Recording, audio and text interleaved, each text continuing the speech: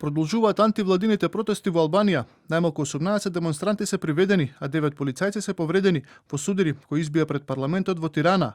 Инцидентите почнале откако демонстрантите го опколиле собранието, обидувајќи се да ги спречат претениците да влезат во зградата. Полицијата употребила бибер спреј и водени топови за да ја растури толпата која се обидувала да ја отстрани заштитната ограда пред влезот на законодавниот дом.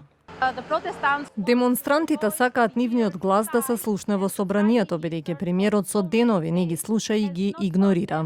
Албанското МВР ги обвини демонстрантите дека нападнале полицијата и дека ги злоупотребуваат своите права.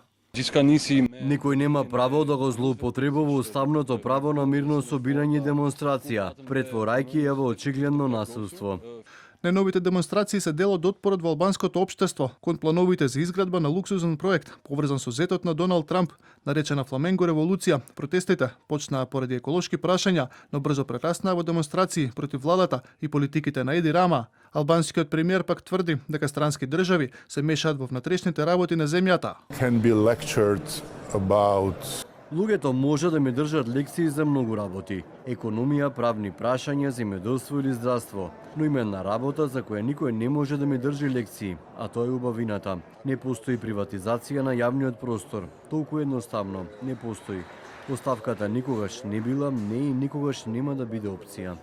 Ова е втор судир меѓу демонстрантите и полицијата во Албанија изминатава недела. За време на протестите кои се одржаа во вторникот, приведени беа 6 лица.